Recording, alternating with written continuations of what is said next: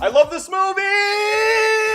Hey guys, Khaleesi Grimes 82 just got done seeing Solo. We're doing a spoiler talk, okay? If you haven't seen the movie, 10 out of 10. Okay, leave. Go see it. Then come back. We'll talk about it more. Oh, and this is the last time I'm gonna get to do this, so I apologize if you're getting sick of it. I apologize, but I'm feeling like a star, you can't stop my shine. I'm running cloud nine, my head's in the sky. I'm so low, I'm riding so low. I'm riding so low, I'm riding so low, so low. Alden as Solo, you son of a bitch, you did it. You really pulled it off. And I like that he didn't just play Harrison Ford playing Solo. He played himself playing Solo, which is completely different, and I like that. I like that he's nothing like the character that we grew up with and that the movie's based off of. He's his own thing. Emilia Clarke's in this. Khaleesi, we share a name. She's in Star Wars. I love it. I'm in Star Wars. I'm a nerd. I'm a nerd.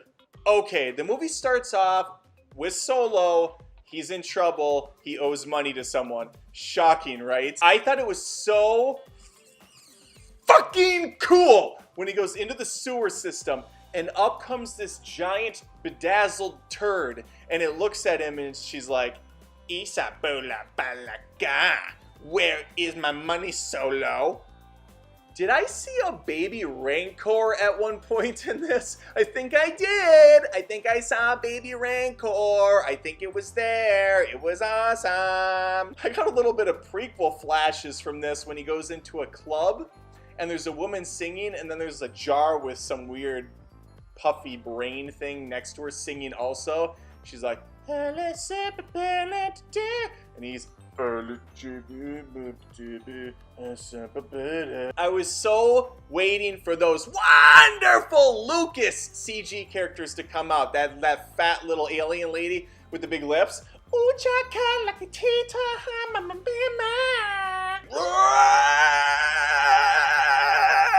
It didn't happen though. It didn't happen.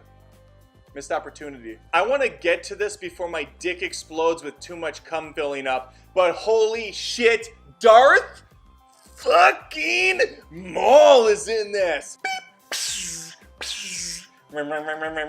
He doesn't actually fight in this, which is such a disappointment. I would have loved if he like fucking dropped it down on the desert planet, arm behind the back, just starts taking guys out. But we don't want to pander and seem desperate. So instead, we have him show up in a hologram, use a force pull on his lightsaber, and fire it up for absolutely no fucking reason whatsoever other than to tip the hat.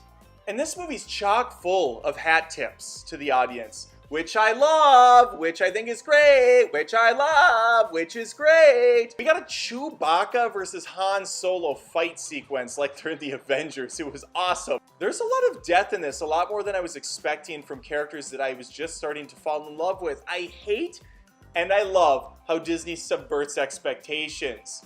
It's like, here's someone you're gonna love, and then dead. Here's another person you're gonna... There was one alien with 4 or 6 arms. He had a super funny joke about how things are crazy in a bar on a planet or something. I didn't understand anything he was saying, but it was funny because it had nothing to do with anything. And then Han Solo flies for the first time this ship. And what he does is he hovers above the train for a little while. And the alien, I don't know his name because they didn't give me time to learn his name, turns to Han Solo and he's like, wow, you are a good pilot. And I was like, what? How did he get that from what he was doing? All he was doing was hovering there. This alien's super smart because he knew that he could see that just from him flying straight that Solo was really gifted at flying. And I really love that Han Solo constantly says to the audience in a braggy way that he's gonna be the best pilot ever. I'm gonna be one of the greatest pilots of all time. You just watch, kid.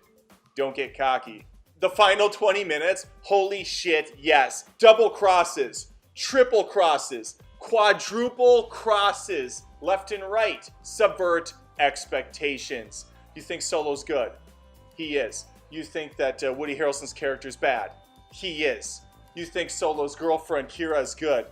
She's not. But then she is. but then she's not again. What? What is happening? The coolest part was when the bad guy had two little baby dagger lightsaber things. He's like, yeah. And Solo's all the way across the room with a blaster. And the bad guy's just standing there like, you scared yet, bitch? All I have is a gun. What am I gonna do with this, princess? You know, except for stand up and just shoot him? But he finally gets the courage to do that, and then out of nowhere, Kira, or whatever her name is, hits the gun away, knocks Solo over, does a wink, and then kills the bad guy. Instead of just letting him shoot the bad guy with a gun. Because I think it's about time we talk about the Kessel Run. Is that okay with you? More like Kessel Fun. That sequence was everything I wanted and more. I went to this film solely for the Kessel Run. Solely.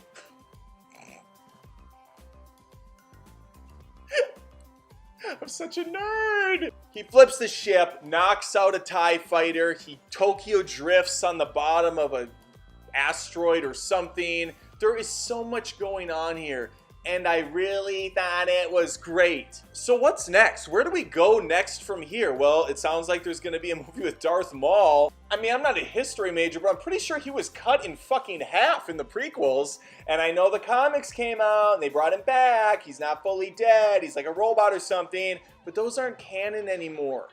From what I recall, they're not canon. Now, maybe there are canon books that are canonified with him alive in canon, but I'm not chronologically connect about that. Canon. All I know is I cannot wait for the next Solo film. It's probably gonna take place like 2 days before Harrison Ford's character enters the picture, where he talks to Jabba the Hutt and steps on his tail in a really well done sequence that Lucas re-edited and brought back into the fray, which I thought was lovely and not at all terrible. I was a little disappointed there was no Jabba in this, or Boba Fett? Come on, give me a Fett. Can I get a Fett? Can I get a Fett, you please, bitches? I'm not a rapper, sorry. So those are my initial thoughts on Solo. I thought it was great, I loved it. 10 out of 10, best Star Wars movie till the next Star Wars movie comes out, which will be soon. We're pumping them out fast. And I love that. I love that they're not really taking their time to really think through these storylines. They're just gonna kind of throw whatever shit they want at the screen. Hope that the audience doesn't really reflect on the past films and even think for 2 seconds about the story and how it doesn't add up. That's phenomenal. Episode 9 cannot come soon enough. And I know that it's going to live up to the ridiculously high standards that The Last Jedi provided me! It's the best fucking movie of all time! I love it! I fucking love The Last Jedi so much! God damn, that movie's good! I love what they did to my hero! I love what they did to Luke! Having him die on a rock like a fucking idiot! Why was that purple-haired lady in it? In the Resistance? And how did Poe not know of her? There's like 120 people in the Resistance at this point. She's very high up in the rankings! Why did she not trust Poe? In the previous Star Wars movie, he was instructed to get the map to Luke Skywalker's whereabouts that apparently had no purpose behind them because Skywalker wanted nothing to do with the rest of them! They should do a Poe prequel film. Poquel. See what happened during the 30 years that he wasn't on camera, where he meets up with the Resistance, and yeah, they have a lot of opportunity. I'm excited. I'm excited for what's next. Bye. I don't know what that was. I'm like a robot now. I'm like Khaleesi Grimes. I'm like KG82. Bye everybody. KG82.